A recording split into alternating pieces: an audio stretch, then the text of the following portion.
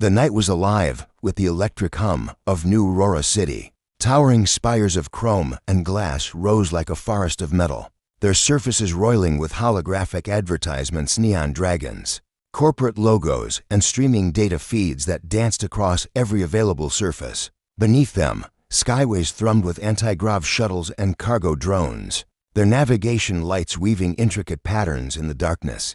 Through this labyrinth of luminescence and steel drifted Orcs, last of the true skyward dragons, her wings, a seamless blend of living tissue and bioalloy, caught the ambient glow and refracted it into prismatic filaments. Each beat was measured, powerful enough to generate bursts of thermoplasma at takeoff if she so willed. Sleek as a night fighter craft, she cut through the smog-soaked air without hesitation. For centuries she had patrolled these outer districts once, abandoned by humanity, now reverting to the chaos of repurposed industrial waste and black market smelting plants.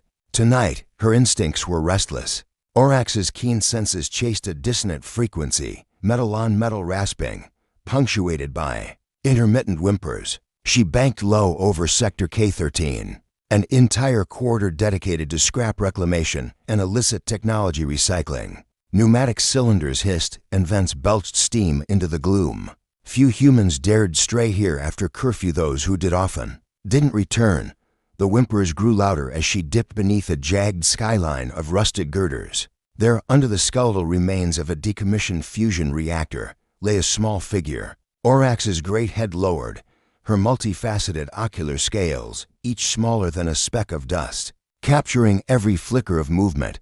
In the narrow beam of a malfunctioning street lamp, she saw it, a baby, no more than hours old, wrapped in a thermal cocoon that sputtered with dying power. Its face was pale, veins tracing delicate lines at its temples, lips quivering with each pitiful sob. She hovered, nostrils flaring as she inhaled the acrid scent of cordite and smog. Had someone left it here intentionally, or was this the desperate act of a parent with nowhere else to turn? Orcs's ancient heart, genetically reinforced by millennia of dragon lineage, responded. Before her reason could intervene, with one deliberate motion, she curled a Fereclaw beneath the blanket and lifted the child as gently as if cradling an ember. The baby's cry faltered, curiosity tinting its wide eyes as they locked onto Orcs's cobalt-hued gaze. A sigh, rumble from deep within the dragon's chest resonated through the sickly glow. It was neither a growl nor a purr, but something older, a lullaby woven into draconic memory. The child's sobs tapered, replaced by a fragile coo. Orcs tucked the infant under her wing fold, the intricate patterns of her scales warming the thermal blanket. A conscious choice stabilized the blanket's power cell, recharging it just enough to stave off hypothermia. She paused, listening. No footsteps approached, only the distant squeal of repurposed machinery, and the occasional flash of scanner drones far above. Slowly, with painstaking care, she ascended. Each powerful wing beat scattered sparks from corroded girders below, but the neon city lights masked the disturbance. As she climbed into open sky, the two moons, Cerulean and Umbra, cast their pale glow across her silhouette, painting her in silver and shadow. The city sprawled beneath her like a circuit board, alive with power. Orcs's mind, a tapestry of instinct and engineered purpose, mapped the safest route to the sanctuary, a colossal biodome cradled atop the observatory plateau. It was humanity's last experiment in ecological redemption, a sealed refuge where Earth's endangered flora and fauna were preserved, nurtured by scientists and guarded by the ancient dragon's flight. There, the child would be out of harm's reach and under the watchful eyes of those who understood both life and legacy.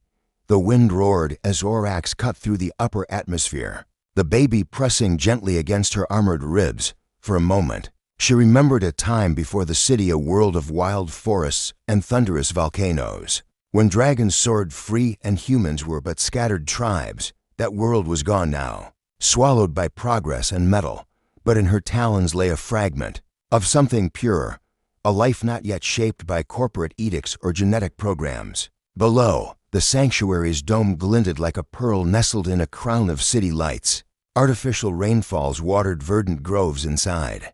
The hum of nutrient recyclers and photosynthesis enhancers thrummed in a comforting cadence. Orcs guided her descent through a camouflaged chute. In the dome's upper ring, an entrance known only to her, and the sanctuary's stewards inside. The air shimmered with bioluminescent spores drifting from engineered orchids.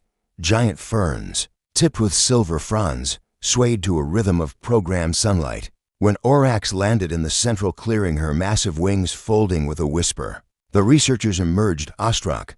Dr. Elena Voss, clad in stained khaki overalls, hurried forward, medical kit in hand. "Elena," Orcs rumbled, her voice low enough to vibrate the ground. "Protego infans. Protect the child." Elena's heart pounded. She knelt and gently accepted the baby, checking her vitals with tactile sensors that glowed green. "She's cold but stable," Elena reported, voice soft with wonder. "No identifying markers, just this thermal blanket." She tapped the embedded nanofabric seam and frowned. "This model's custom. Whoever left her meant to erase their trail." Orcs dipped her great head, nostrils flaring. Somewhere in the city's underbelly, answers waited, dark figures who traded in flesh and code alike. But none of that mattered now. The child was safe, and that fact echoed in the sanctuary's living walls, its vines curling protectively. Around her, high above, the neon glow of New Aurora City pulsed like a heartbeat against the night. And within the dragon's wing, a new pulse stirred, the fragile life of a child destined to bridge the gap between two worlds.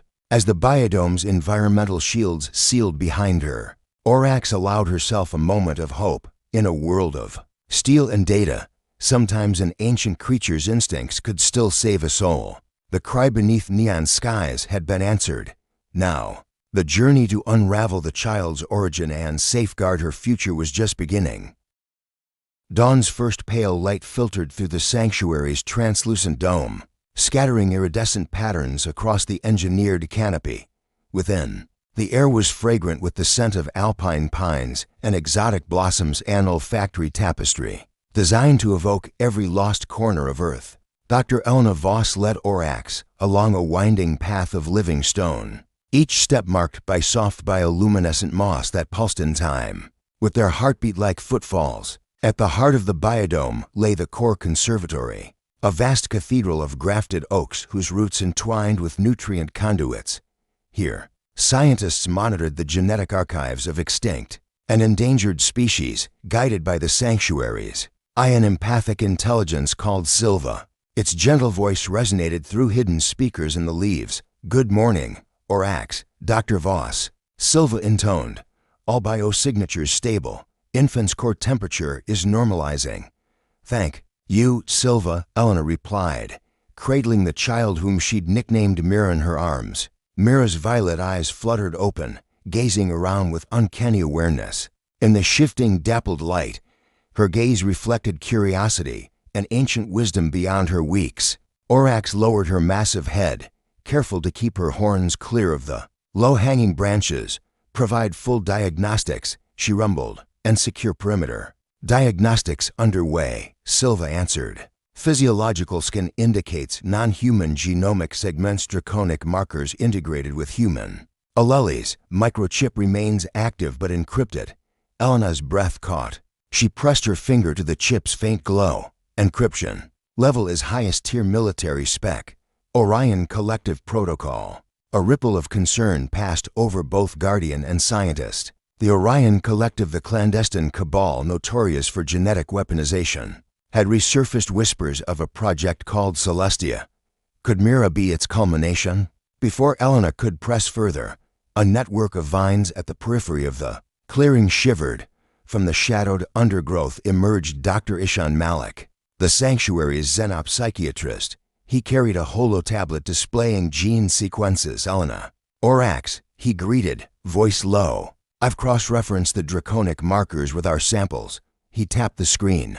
"The draconic genome here matches Orcs's ancient line but altered.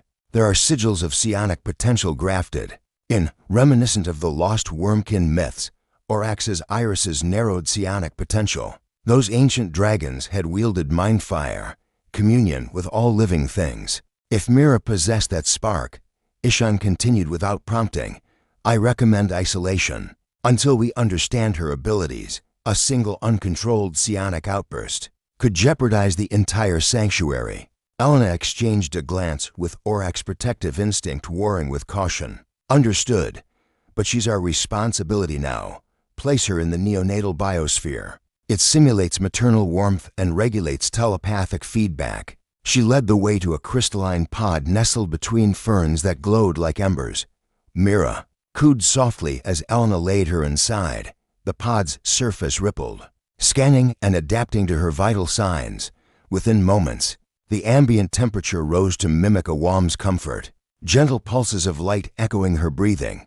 Orcs settled onto her haunches, tail coiled like a guardian snake. Monitor her neural patterns. Any spike in psychic resonance, you alert me immediately.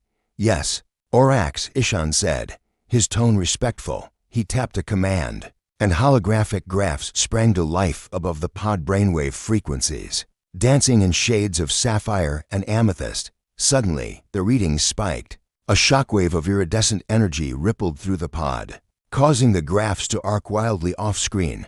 Outside, the sanctuary's artificial trees shuddered, their engineered leaves drooping as if drawn to Mira's power. Elena, Ishan's voice cracked. She's reaching out. The pod's dome glowed as vines crept forward, gently caressing its surface. Silva's voice whispered through the clearing. The biosphere link is engaging. Environmental matrix responding to psionic stimulus. Elena stepped back, awe and fear mingling in her eyes. She's communicating with the forest. Orcs' wings unfurled, filling the space with the rustle of silken membranes. Then let her, the dragon said, for in that communion lies her strength and ours. Moments passed in reverent silence as Mira's gentle energy wove through the sanctuary's ecosystem. Flowers unfurled their petals, luminescent fungi blossomed. The moss at their feet glowed brighter. In that symphony of life, a fragile bond was forged, human, dragon, and child intertwined. When the light finally dimmed, the reading steadied. Mira's violet eyes closed, her tiny chest rising and falling in contented slumber. The clearing lay bathed in soft emerald luminescence, the sanctuary itself humming with renewed vitality. Elena approached the pod, voice thick with wonder. She's more than we imagined. Orcs nodded, nostrils flaring as she inhaled the fresh, bioengineered air. She is the bridge, the dragon said, and the bridge must be strong. As the scientists retreated to analyze the data and secure additional defenses, Orcs lingered beside the neonatal pod.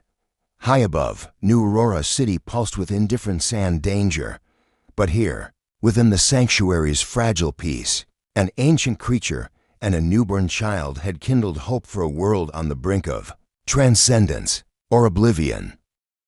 The calm that settled over the sanctuary after Mira's communion was fragile as spun glass. Deep within the laminated glass tunnels, security protocols hummed, and the empathic AI Silva alerted every sensor matrix to heightened psionic activity. Dr. Elena Voss and Dr. Ishan Malik pored over the data in the observatory wing. Each spike in Mira's neural patterns was echoed by a tingle in the biodome's living architecture. Outside, hidden among the engineered ferns and crystalline groves, Orcs patrolled in silent vigilance.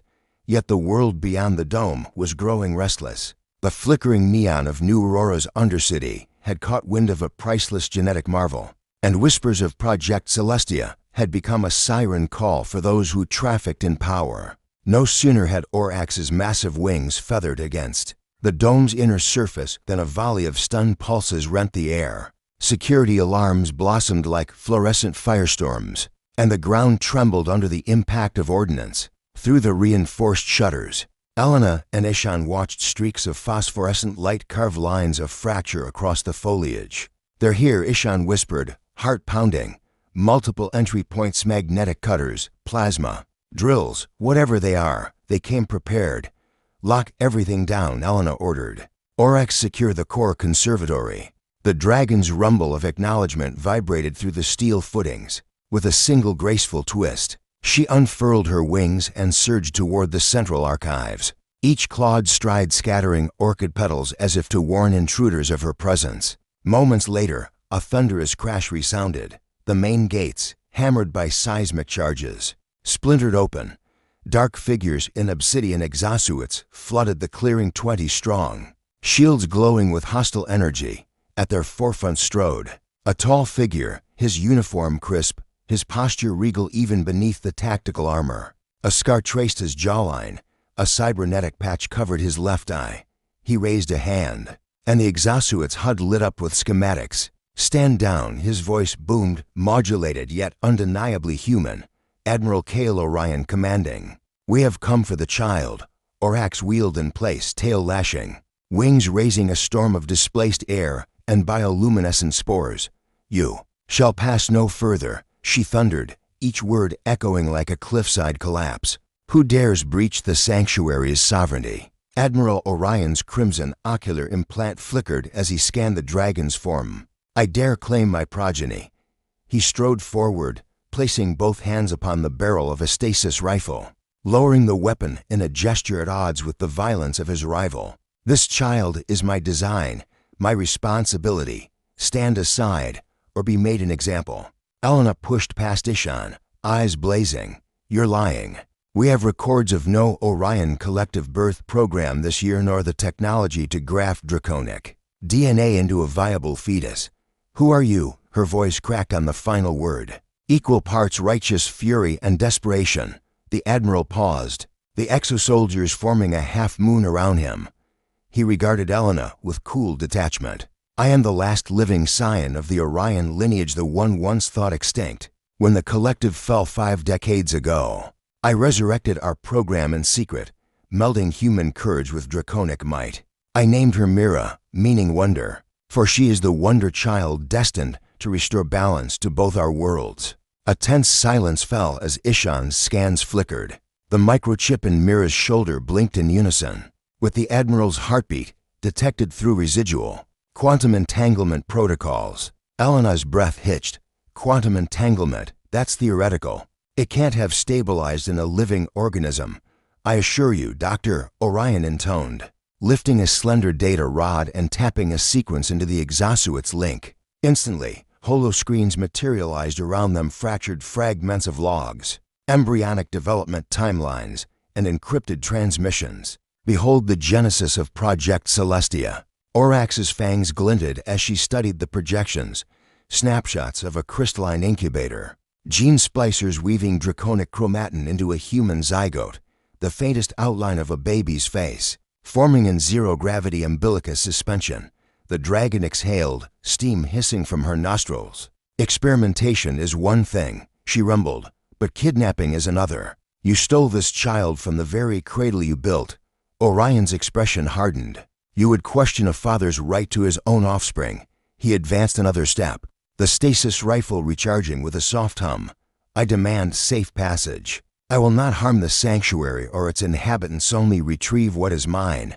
At that moment, Silva's voice, calm as moonlight through leaves, unfurled in every corner. "Warning. Tactical subroutines detect elevated risk. Psionic flux outside controlled parameters. Recommend containment." Ishan's eyes darted to the neonatal pod, where Mira slept undisturbed. "Her power is growing." He murmured, "She can't be moved in her current state." Adrenaline and dread surged through everyone present. The mercenaries tightened their formation. Elena raised her hands, stepping between Mira's pod and Orion's advance. "We will not hand her over," she declared. "You built her as a weapon. Here, she will be raised as a child, free of your machinations." Orion's cybernetic eye glowed. "Freedom is an illusion without power." He paused, voice softening just enough to betray a flicker of paternal longing. "I created her to save us from ecological collapse, from human failings, from the rise of a draconic threat I alone prepared to face. She is our beacon." A sudden, high-pitched trill cut through the tension. The vines by the perimeter quivered, and phosphate flowers snapped open, casting dancing lights against the combatants. Mira's pod pulsed in response, a wave of bioluminescent warmth that rippled outward. Orcs seized the moment. With a mighty roar, she charged the front line, her armored flank barreling into the mercenary phalanx. The exosoldiers staggered, shields flaring under the impact. Elena and Ishan lurched to assist, deploying neurodisruptors to incapacitate without lethal force. Underneath the chaos, Mira's violet eyes opened. A soft coo escaped her lips, and the air in the clearing shimmered, The holographic projections wavered, then dissolved into motes of light drawn toward the pod. Electric tension crackled as the dome's sensors overloaded, and the stasis rifle in Orion's hands sparked, then went dead. For a heartbeat, all stood frozen dragon, scientists, soldiers, and Admiral locked in the gravity of Mira's nascent power. Then the child raised her tiny hand and, with instinctive resolve, focused her will. A pulse of pure energy radiated outward, rupturing the exosuit's integrity and sending the mercenaries scuttling back. Singed and bewildered, Orion dropped to one knee, awed and shaken. She's truly hers. Isn't she? His voice trembled as he looked to Orcs, to Elena, then finally to the pod. I can't, but I must protect her. Orcs's cobalt gaze held him fast. Then join us, she rumbled. Or leave, and be forever shadowed by the child you created. The clearing hung suspended between allegiance and ambition. Outside, New Aurora's neon glow pulsed like a distant heartbeat, indifferent to the drama within its most sacred refuge. In that charged stillness, the fate of Mira and of two worlds teetered on the edge of the shadows cast by one man's claim. The dawn that broke over New Aurora City was unlike any before it. Where neon once bled into smog, the sky now glowed with hues of rose and amber, as if the twin moons had lent their light to an awakening sun. Within the sanctuary's dome, those colors filtered through translucent panels, painting the forest canopy in living watercolor. The aftermath of the breach lay silent, scorched earth at the perimeter, tangled vines strewn like ribbons of living iron, and the remnants of Orion, collective exosuits smoldering in the underbrush. But at the heart of it all, life pulsed stronger than ever. Orcs stood sentinel beside the neonatal pod, her great head bowed in vigilant prayer. The dragon's cobalt eyes followed every flutter of bioluminescent fern, every ripple in the pond, of filtered rainwater at her feet. Inside the pod, Mira slept, her breathing deep, her golden violet eyes closed in peaceful slumber. The psionic tremors that had flared during the confrontation were now faint echoes, absorbed into the sanctuary's living matrix. Dr. Elena Voss stepped forward. Cradling a steaming cup of synth tea in trembling hands, she offered it to Orcs, who accepted with a graceful nod. The council convenes at noon, Elena said softly. Orion has agreed reluctantly to stand guard with us during the deliberations. Orcs's tail coiled protectively around the base of the pod. He bears the mark of change. The dragon rumbled. Let him prove it. The Council of Harmony in the core conservatory. A circular platform carved from living oak rose above. A moat of phosphorescent algae. Representatives of the sanctuary's scientific orders gathered, botanists in leaf-patterned robes, xenobiologists with data scrolls clipped to their belts, and ethologists whose pets, genetically resurrected, songbirds nested in their collars. At the far side, a small contingent of former Orion collective operatives knelt in acknowledgement, their armor stripped of weaponry and repurposed with living moss filigree. Admiral Kale Orion entered the circle last. His armor bore fresh scorch marks, and one gauntlet hung loose from a shattered joint. He looked every inch the warrior who had stormed the dome, but behind his steel-gray gaze lay humility. He paused before Orcs and Elena, then bowed his head. I have trespassed, he said, voice measured. I came to claim power, but I see now that true strength is shared. A hush fell. Dr. Ishan Malik rose, voice gentle but firm. This child defies binary definitions, dragon or human, weapon or heirloom. She embodies synthesis. Our charge is to guide her toward unity, not dominance. One by one, the delegates voiced their accords to study Mira's abilities, to integrate her into both the sanctuary's wards and the city's outreach programs, and, most importantly, to shield her from factions that would exploit her. When the last voices quieted, Elena raised her hand. Let this be the founding of the Harmony Accord, a treaty of guardianship between species. We pledge to raise Mira not as a pawn of geopolitics, but as a beacon of coexistence. Orcs's roar, low and resonant, rippled through the domain. Ancient seal upon the covenant. A glimpse into the future seasons cycled in accelerated simulation within the biodome. Under Silva's guidance, Mira flourished. By her first birthday, she walked alongside Orcs's taloned feet, learning draconic syllables as easily as human lullabies. She coaxed new blooms from engineered seed pods with a mere breath, her psionic touch nourishing wilted growth into riotous bloom. Scientists recorded exultant data, crimson rose hatchlings nesting in reanimated trunks, fungus choruses singing soft light into the gloaming. Admiral Orion devoted himself to mentorship. He taught Mira the art of flight, a combination of draconic intuition and neural interface suits that allowed her to glide short distances before mastering her own wings. At her side, he recited star charts and histories of the Orion lineage, passing on a legacy reframed from conquest to stewardship. Yet challenges abounded. Outside the dome, corporate magnates vied for listening rights to Silva's archives.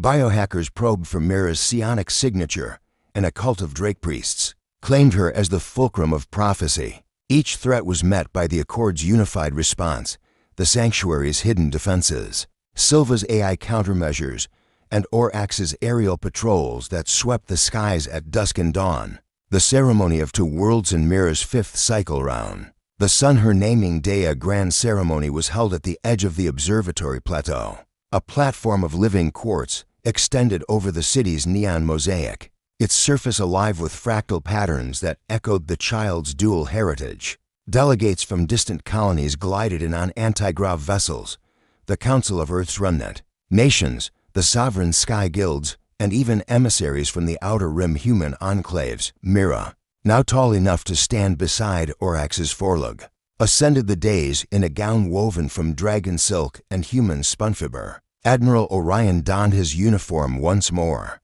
this time bedecked with the filigreed crest of the Harmony Accord. Dr. Voss and Dr. Malik flanked him, eyes shining with pride. Silva's voice, modulated through crystalline speakers, welcomed the assembly. Today we celebrate the bridge between flesh and scale, code and consciousness, steel and sapling. May young Mira guide us toward a future where all life, draconic and human, coexists in mutual respect. Orcs lowered her massive head, allowing Mira to place a wreath of bioluminescent orchids upon her horns. The child's violet eyes met the dragon's cobalt depths in silent communion. Then, with a gesture taught by Orion, Mira unfurled her fledgling wings. A gust of wind rose, part natural, part summoned by her budding psionic will, and drifted petals across the assembly. As the crowd erupted in cheers, the twin moons appeared, one rising, one setting, symbolizing the cyclical balance Mira embodied. Above them, the holographic spires of New Aurora City glowed less fiercely, as if acknowledging that its future now lay in harmony, not hierarchy. Epilogue. Beyond the dome, long after the ceremony's echo faded, the sanctuary remained a living testament to what unity could yield. Orchards of dragon fruit blossomed beneath ancient oaks. Laboratories hummed with ethical inquiry. And at the dome's apex, Orcs and Mira soared together, silhouettes against the dawn's soft glow. Admiral Orion, now High Steward of the Harmony Accord, spoke often of a proverb passed down among the first Drake priests: when sky meets soil, new worlds are born. In Mira's laughter and in the hush of the biodome's breath, that new world had already taken root. And so, from one abandoned baby beneath neon skies, emerged not a weapon of power, but a hope for 2 worlds woven by dragon's heart, human resolve, and the boundless promise of a child whose destiny was to unite them both.